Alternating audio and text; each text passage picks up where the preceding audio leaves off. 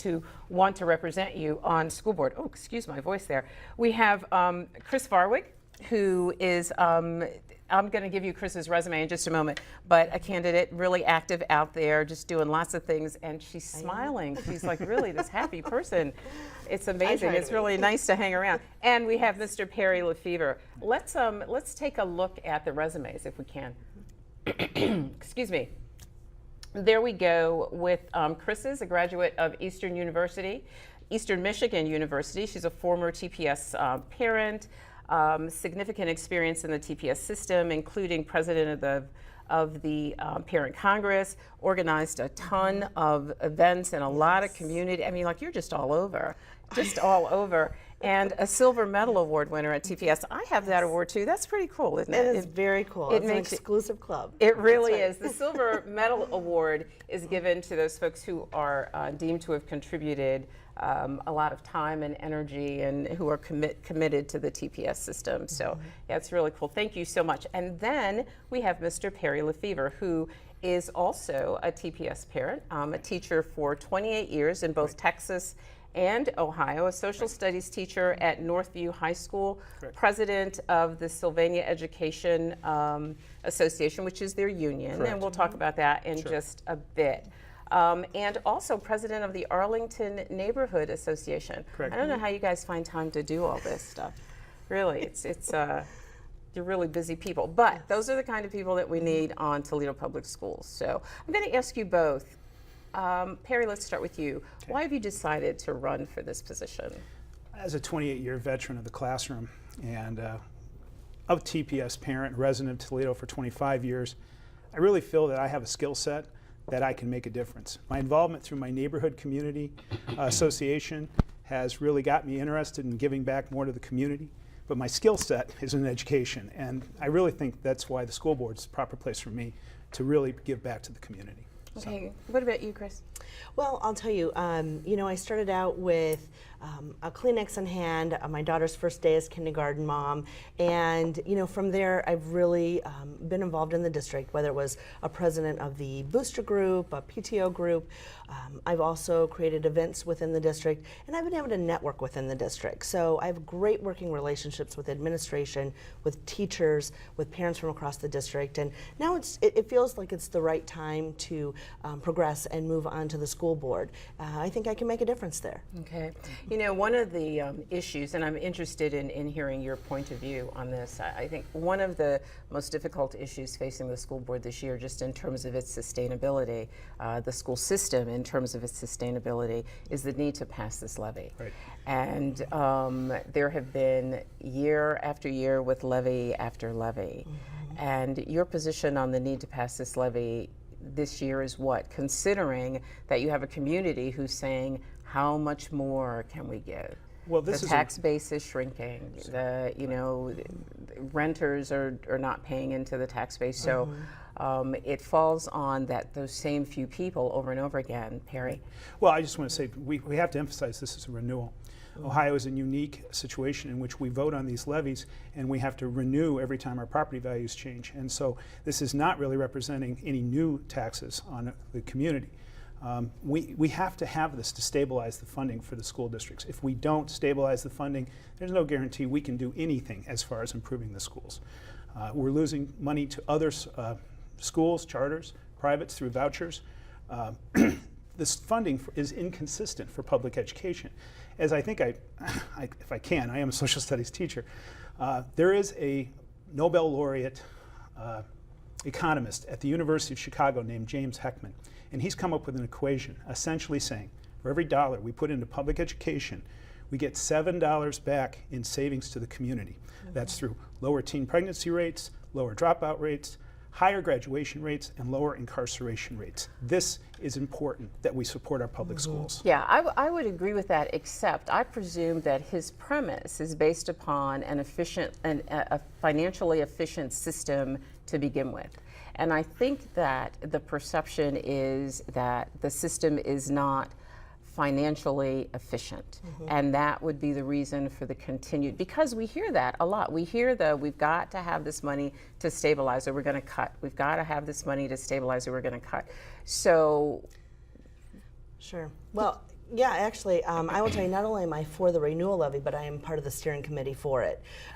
It's essential to our district, and I understand what you're saying, the perception out there of Toledo Public Schools with the financial, the financial piece, but actually when you look at the performance audit, the highest marks we received were in favor of Right. our finances.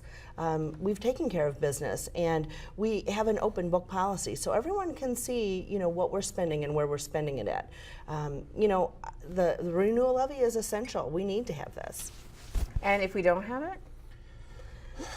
Further cuts. Yeah, nobody wants to Inability hear. to deliver Yeah. programs. It's, who wants to think about that? We have to get this levy passed.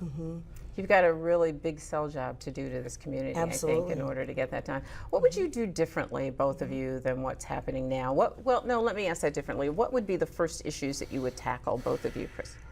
Well, as far as finances are concerned, No, just the or just district. the district Yeah. in general.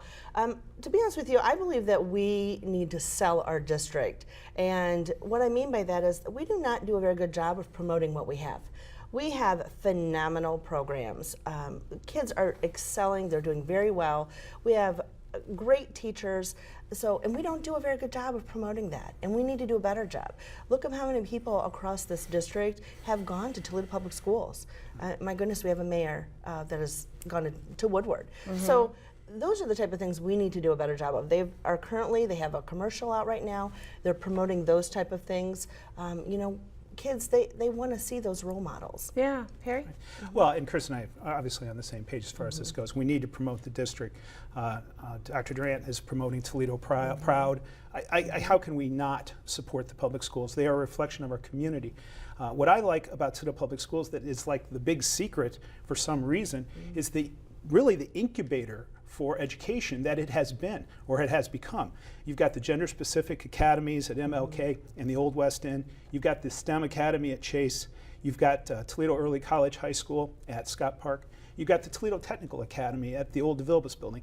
These are phenomenal programs. We need to get that out there. People need to understand that there are good things happening in Toledo Public Schools every day. That, and I think that's true. But those programs, every one that you mentioned, are not new programs. I mean, there's not. I would question whether there is a sense in this community that TPS is actually being innovative, and whether TPS is actually keeping up with the national trend in terms of how kids are educated. Those programs that you mentioned are all probably 7 years old. They were implemented under Eugene Sanders when he was here. Yes. And we've not done much new since that time.